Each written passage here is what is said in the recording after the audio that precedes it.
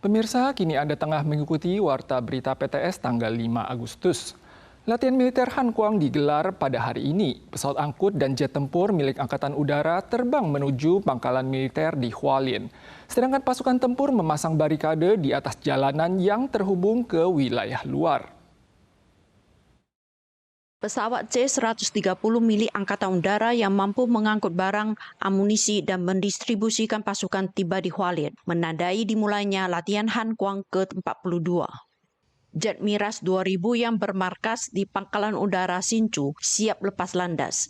Seperti tahun lalu, latihan Han Kuang tahun ini tetap berdurasi 10 hari 9 malam, berfokus pada skenario pertempuran nyata, tanpa naskah dan berpatokan pada situasi dadakan dan berkesinambungan, guna menguji kemampuan tentara dalam mengambil keputusan yang tepat sesuai kondisi di lapangan.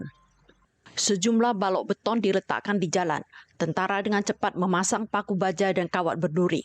Komando Pertahanan Hualien mensimulasikan kemungkinan pendaratan pasukan Tiongkok di pesisir timur dan memasang penghalang jalan untuk memperlambat pergerakan musuh. Sementara kapal Angkatan Laut bersiaga di pelabuhan untuk melakukan serangan balasan. 汉光演习今天正式登场，但共军在前一天在台海执行联合战备警巡，升高两岸情势紧张。对此呢，我方的船舰今天从基隆港紧急的出港，模拟战时初期共军可能利用飞弹瘫痪我方的港口航道，我方的船舰必须紧急出海，在外海集结。 Menjelang latihan Han Kuang, DPR meluncurkan patroli kesiagaan tempur gabungan terhadap Taiwan. Namun pihak militer telah menyiapkan rencana antisipasi terhadap gangguan Tiongkok selama masa latihan. Latihan kali ini juga mencakup latihan ketahanan perkotaan, di mana sejumlah kota dan kabupaten di wilayah tengah dan utara akan mengurangi kecepatan internet seluler selama 30 menit pada pekan depan. Situasi pandemi di Taiwan semakin memanas dengan penambahan 62 kasus lokal bergejala akut, mencatat rekor tertinggi dalam sepekan pada tahun ini. Selain itu juga tercatat 3 kasus kematian. Berhubung angka pasien yang berobat melonjak hingga 74,8%, warga diimbau mengambil langkah perlindungan antisipatif.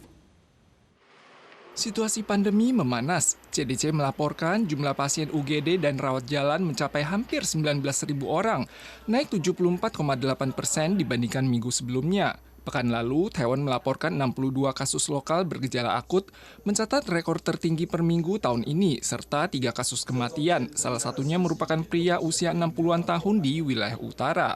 Strain virus yang merebak di Taiwan selama 4 minggu terakhir didominasi oleh PQ1611.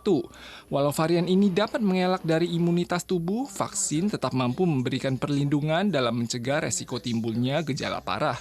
Durasi program vaksinasi yang didanai pemerintah juga telah diperpanjang hingga 28 September. Skandal minyak bermasalah belum mereda. Pemkot Tainan kemarin mengumumkan penambahan 3 produk minyak kamelia bermasalah yang mengandung benjopiren. Semua produk telah ditarik dari pasaran. Selain itu ada pelaku usaha di kota New Taipei yang berinisiatif melaporkan kandungan bermasalah pada produknya. Otoritas telah memerintahkan penghentian penjualan produk terkait. Pemkot Tainan mengambil sampel 23 produk minyak pada akhir Juli dan mengumumkan bahwa 3 produk minyak kamelia mengandung zat karsinogenik benjopiren berlebihan pada tanggal 4. Produk tersebut berasal dari Stasiun Kesejahteraan Tainan di Distrik Utara, Jixin di Distrik Dongshan, dan Dechang di Distrik Baihe.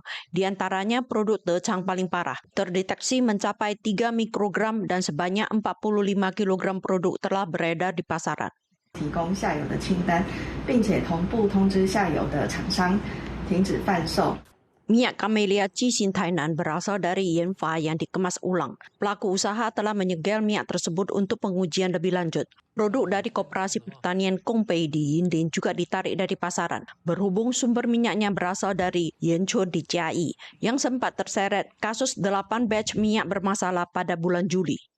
Minyak kamelia bermasalah dari Dechang di Tainan menggunakan bahan baku biji teh kamelia asal Tiongkok yang diimpor oleh Jinping Fang di Taichung. Jinping Fang menunjukkan hasil laporan pengujian mandiri yang bebas dari kandungan berbahaya. Pada tanggal 3, Nong Qisi di New Taipei juga melaporkan bahwa minyak kamelianya mengandung benjopiren sebesar 6,4 mikrogram yang diperintahkan untuk menghentikan penjualan. 和斯特股份有限公司报验的奥地利南瓜籽油检出苯平比每公斤2.5微克。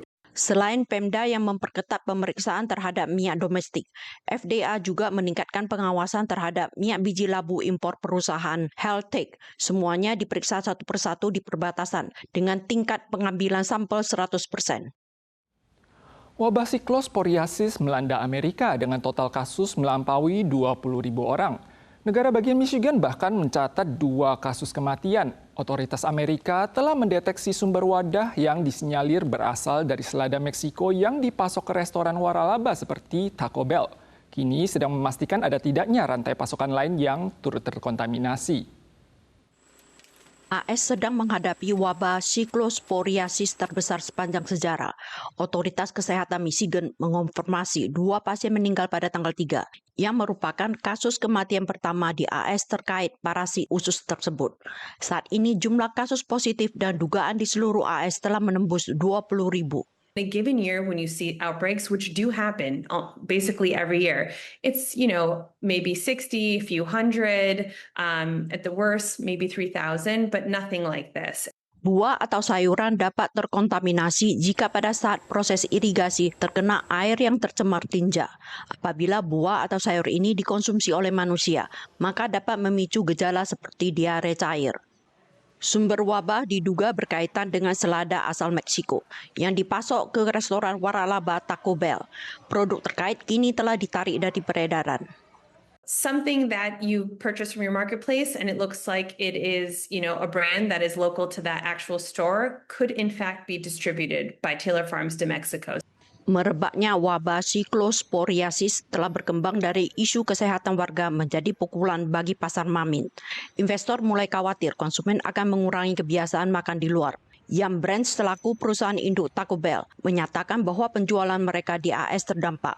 Sementara itu, restoran cepat saji Sweet Green yang mengandalkan menu sayuran segar dan salad juga terimbas karena konsumen mulai menghindari makanan mentah.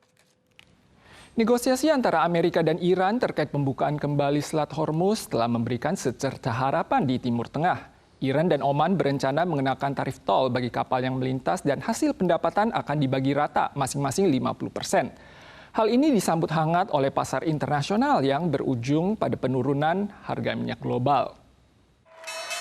Bursa saham Amerika tanggal 4 mencatat lonjakan tajam. Indeks Dow Jones naik lebih dari 900 poin.